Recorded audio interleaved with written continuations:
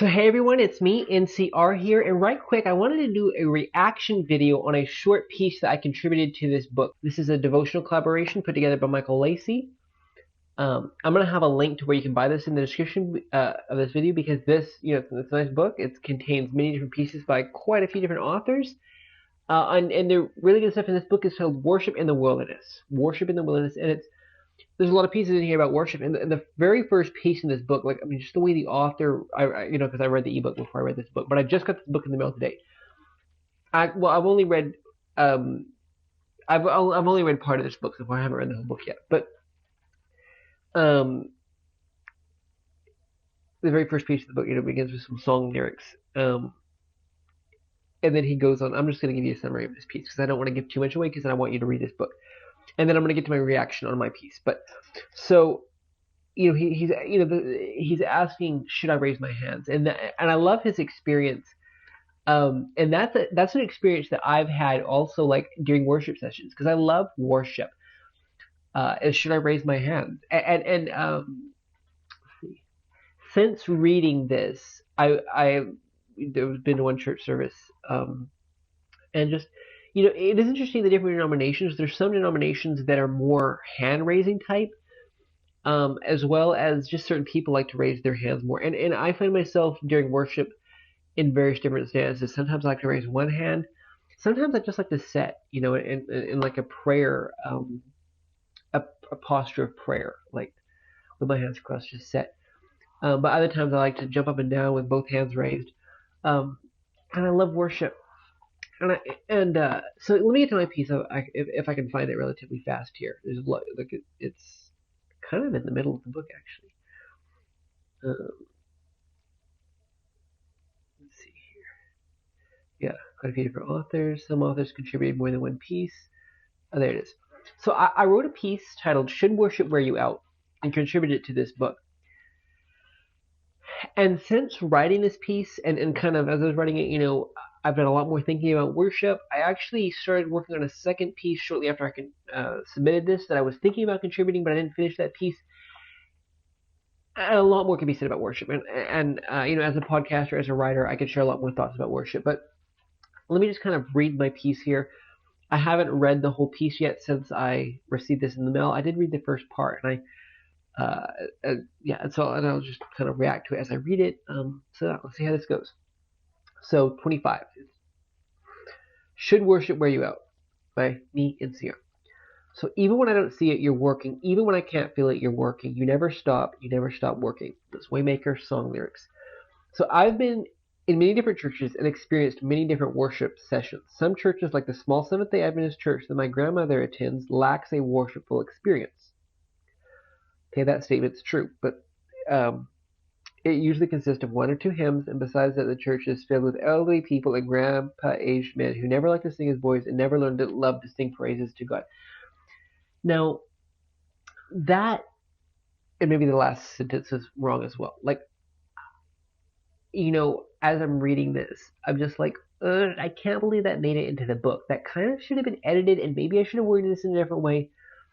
And maybe I've changed since I first wrote this, and so that sentence, like right off the bat, that just like throws me off. And I'm just like, I don't like that, and like because people do, maybe since writing this, which wasn't too long ago, I maybe witnessed a few more worship sessions, and I've seen, and my perspective has changed, but I've seen, old people do love to worship God, and they worship Him in different ways, and they love to, and part of my language, like old people, okay, elderly people, they love to worship in different ways, and they love to sing different songs,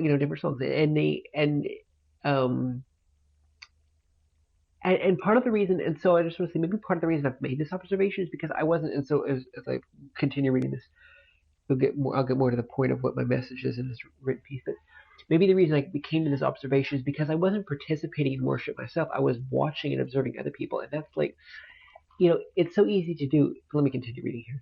But so much can be said about worship, and so, like, this statement is like, probably something that I should have said while I was writing this. But so other churches, on the other hand, have long drawn out 2 or 3 hour worship experiences.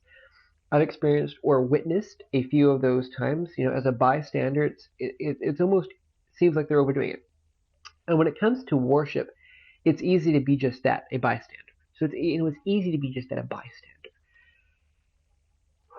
Yeah, my writing. So I just want to pause and just say how, I've been writing on and off for a few years, but I'm like, my writing, sometimes, maybe just a note that I want to throw in here is just that, I've sometimes and I've practiced when I'm recently started practicing recently when I write pieces is just like really reading it over as I'm writing it and rewording sentences and taking out sentences and just kind of trying to decide how I want something to flow as I'm writing it. And I didn't do that maybe enough for this piece, but it is good. It has a good message. So yeah, it's easy to be just at a bystander. So this is just like a reaction video. So that's why I encourage you to buy the book for yourself so you can read this piece actually because it's a good piece. So let me continue reading it. So I currently work at a Lasso Ranch and Retreat Center where a lot of interesting groups come. The different groups worship God in different ways. The group that is currently here, Upper Room Young Adults, has an amazing several-hour worship experience. One of my friends and coworkers said she would get wore out if she worshiped God like that. And yeah, so there's different ways to worship God. And it definitely is very wearing. Like I know myself, like I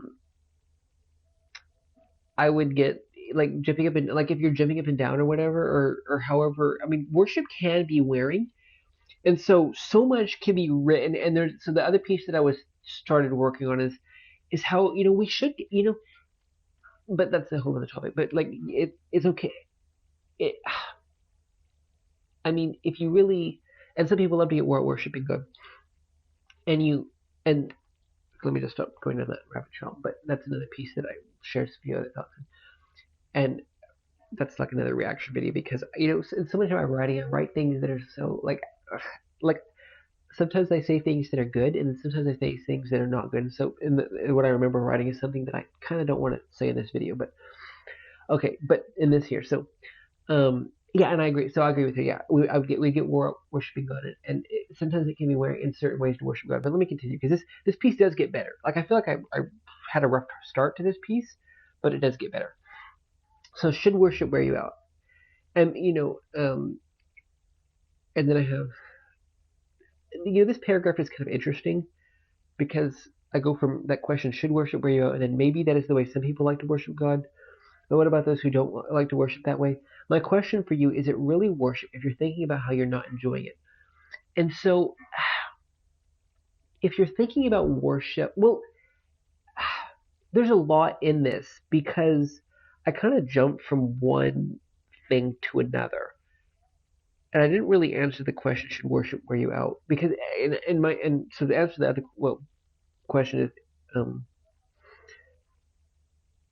yeah, it's not really worship. I feel like if you're thinking about how you're not enjoying it while you worship, and